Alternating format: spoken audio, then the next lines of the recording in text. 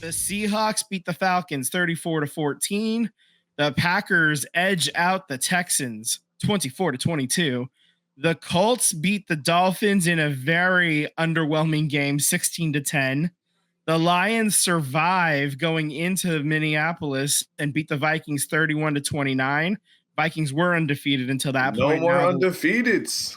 No, that's not true. We'll get to that in a second. In the Eagles yes. did get the huge win over the Giants 28-3. The Bills beat the Titans 34-10.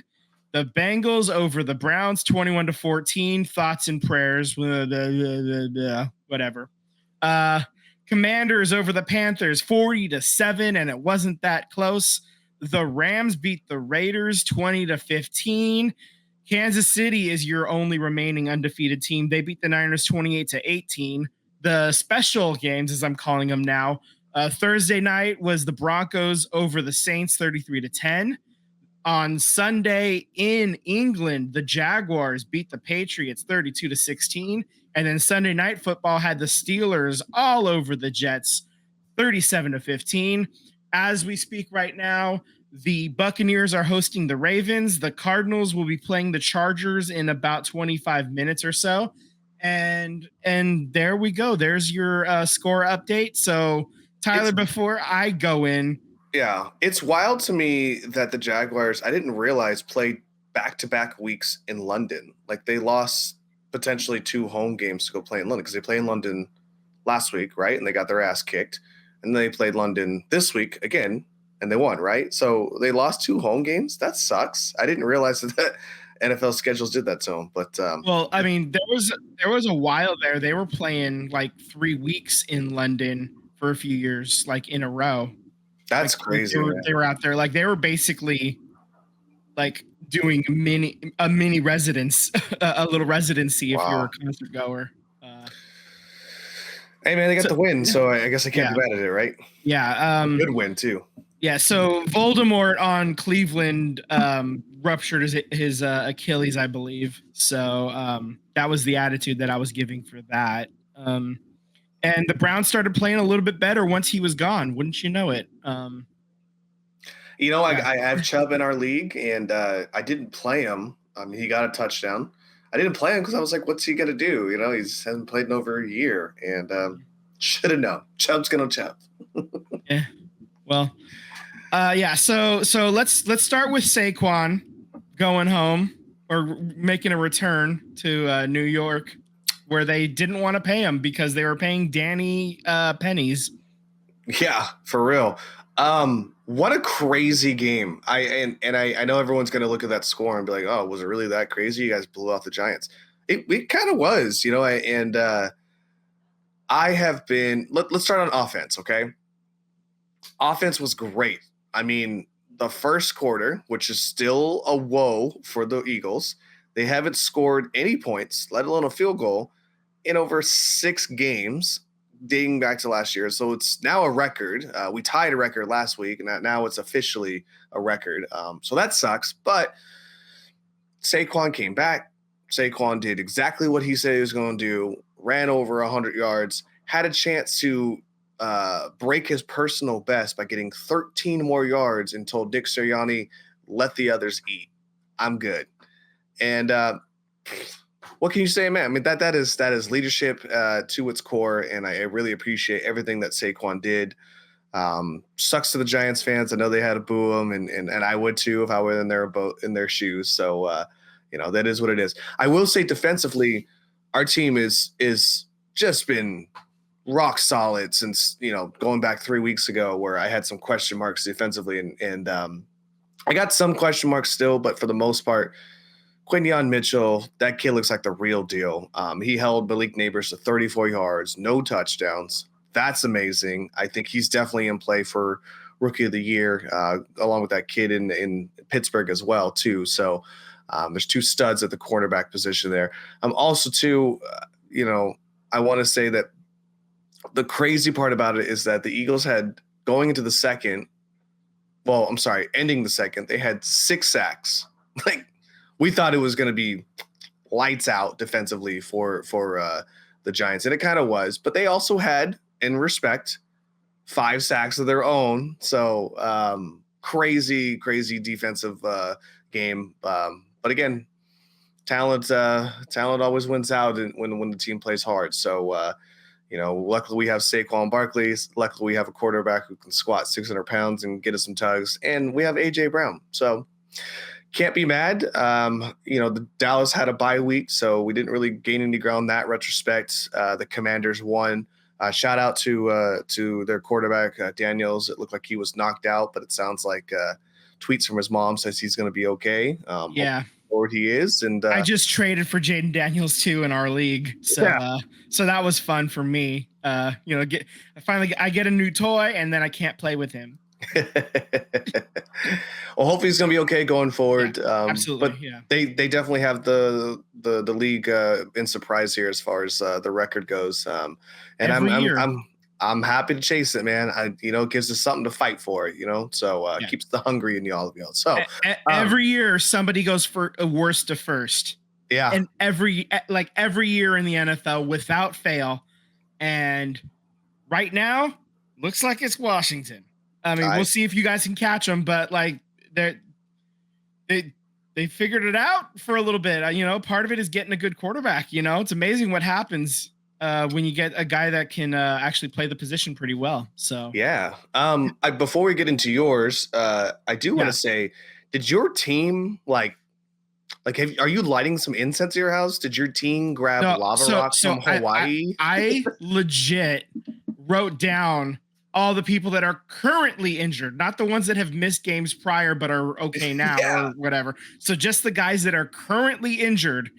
Obviously, we have Christian McCaffrey with the Achilles, and he's still a few weeks away. It sounds like maybe week 10, maybe. Yeah. Brandon Ayuk got hurt in this last game. His ACL and MCL are toast, so he's done for the year. Debo only played a couple of plays. He had pneumonia and he just couldn't go. The diagnosis of pneumonia, he was in the hospital today with pneumonia. So it was really bad. I give him if people people would have been saying, oh, he was feeling a little sick, a little under the weather, and he wasn't playing. That feels kind of soft. But you hear, oh, the dude had fluid in his lungs.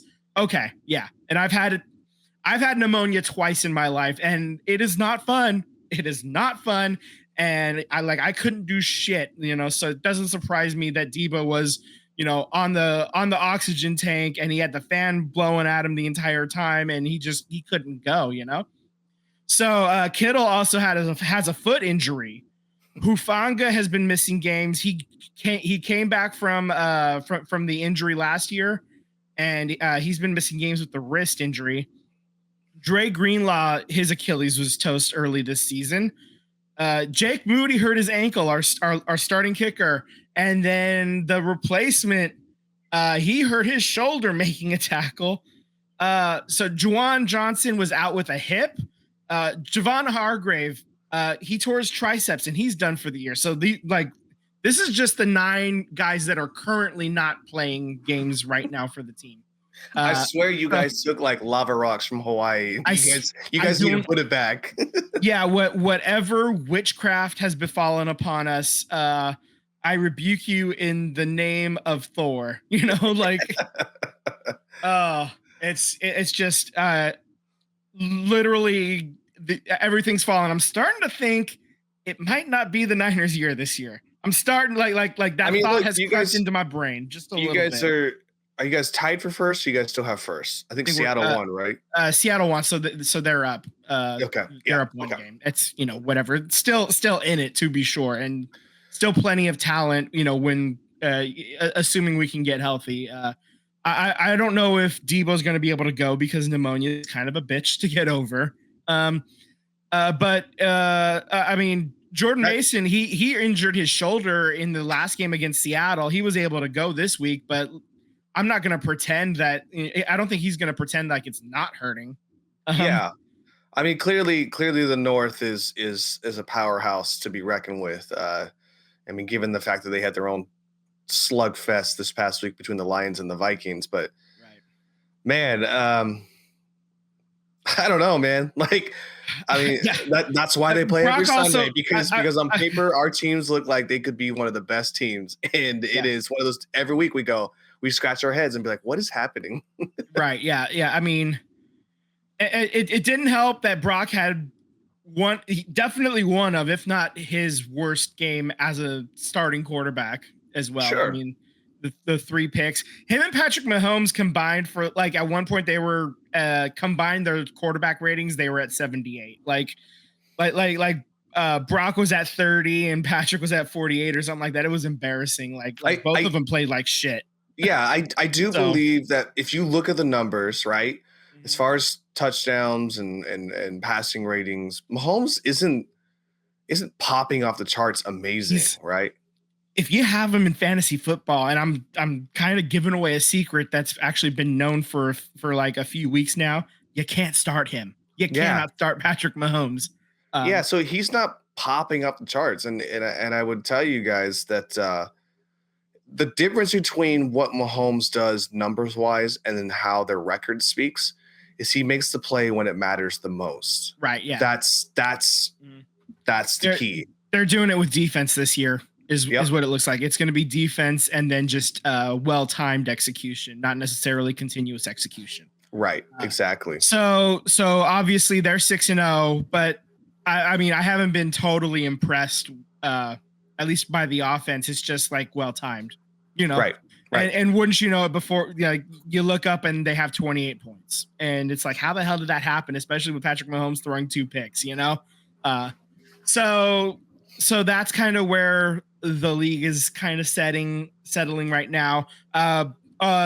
This past Tuesday, there were 2 huge wide receiver trades that we didn't get to talk about because we recorded on Monday. So Devonte Adams gets sent to the Jets for a conditional 3rd-round pick that can become a second if Adams makes the first or second team All Pro, or if he's on the active roster for the AFC Championship game or Super Bowl. The Jets are 2-5. What So I love, I don't know if they're going to is make the that championship. Devonte Adams is with the Raiders last week, and they lose to the Steelers. Yeah, in and then he blowout joins the fashion. Jets, and they lose to the Steelers. In So blowout he, fashion. he lost to the Steelers twice in 2 weeks. It's great. Yeah, and Love by it. a combined like 50 points or something ridiculous. It was bad. Another trade that happened was Amari Cooper getting sent to the Bills. The Browns threw in a 6th, and they get back a 3rd and a 7th-round picks and all of those I think are happening in 2020. Honestly, Amari Cooper, that's a resurgence. He got a touchdown this past week. Mhm. I actually saw a clip about this about the touchdown. Keon Coleman is telling him what route he's supposed to run on that play, and then Amari runs it, and then the ball just hits him right in the hands perfectly, and Amari is like, We've known this since he left Alabama, man. He's one of the best route runners. yeah. I mean, So if you tell him a route, he will nail it. He just has to know what route to run, and he wasn't entirely sure. So Keon told him, and then he fucking did it, man. So good on him. One other piece of news that broke on Tuesday was Tom Brady is now officially 5% owner of the Las Vegas Raiders. Richard Seymour also owns about 0.5%. And then another 5% was sold to a businessman named Tom Wagner. He's co-founder of the Nighthead Capital Management, whatever. Mark Davis is still the controlling partner. So Nighthead is a hedge fund company. What I think is weird about the Tom Brady situation, I mean, there's multiple reasons, you know, given the fact of the history of the Raiders and Tom Brady. That's weird. Al Davis would never. But you know what, Mark Davis, I'm not going to speak for Sam, but Sam would probably say the same thing, is that Mark Davis is a smart businessman when it comes to making his team be profitable or less get money to do it without seeming grimy, aka Oakland A's. You know, so if this is what he wanted to do, he wanted to give up some shares to be more profitable in Vegas. Great. I still think that place sucks for a home team, given the fact that it's never a home game for the Raiders. Yeah. It is weird to have Tom Brady being a part owner. It is also weird that he also announces games and is a part owner of a team. That's weird. They see that there's nothing wrong with that. I clearly think there's something wrong with that, but hey, It's not my choice to say that. So Right. Yeah. Yeah. We just kind of have to deal with it, I guess. I mean, Yeah. what are we going to do? Not watch? Come on. Yeah, exactly. Anyway, so all I put in this show doc, I wanted to play a little game with you. Okay. It's, this is a not so fun fact about Aiden O'Connor, who actually broke his hand in this game, and is going to be O'Connell. Aiden O'Connell, whatever. I mean, he could be from O'Connell. Terminator. He could be from Terminator. It is O'Connell. It's anyway, fine. yeah, you're right. So he has dropped back to pass 452 times since entering the NFL last year. How many times has he scrambled for a rush on any of those? 0 yards. I'm not asking for yards. How many times has he gained yards? How many times has he tried to gain yards on a scramble? 0. Never. That is correct. He is the only quarterback in next gen stats era to not record a single scramble attempt on any drop back. Okay. I got bonkers. I got a trivia one for you right now. Okay. Oh my God. Who was the Raiders? Oh, okay. Josh Jacobs. How many receiving touchdowns does he have in his career? 1, and it just happened this week. That's also wild. Yeah, I mean, he's like over 200 receptions without a touchdown. Yeah, so that's kind of wild. It took that long. It was like sooner or later that was going to like skew back, regress toward the meme. My dad in the comments, the hamstring suddenly felt good. That's on Davante Adams. Gotcha. And then also, as if Tom Brady wasn't vanilla enough before. And he just trended 1. You are right. You are right, Pops. One is correct. 1 is correct. Hey, you know what? It's a good thing we run a sports podcast and know the answer to these trivia questions, right? So we can never use these in our day-to-day lives. Not only are we smart, we're hella smart. Yeah. That's crazy. So he's never once had positive or attempted rushing. Not even attempted to scramble for a rush. Like he's either taken the sack or thrown an incompletion or thrown a completion or thrown a pick. Like he's never hit the eject button and took off. That's crazy. When he comes, assuming he comes back when he's healthy, he comes back to the starting role. May want to try that at some point. I don't know. I don't think he's going to get the starting role. I think that they're going to roll with a new quarterback next season, and it ain't going to be the 2 that's on there right now. Well, yeah, I mean, he'll like we're talking 4 to 6 weeks, so he'll be healthy enough to play again should the opportunity arise for him. Like assuming Gardner Minshew doesn't, suddenly turn into week George 7, right? Yeah. So I mean, we're talking. So week 11 at the earliest. We're mid-November. We're talking mid-November at the earliest. So he could be back by Thanksgiving in theory. Yeah. There's a world that I think that he may never come back. And I think, I mean, he hasn't played well enough to earn the job. I'll say that. So yeah. I mean, now there's reports too that,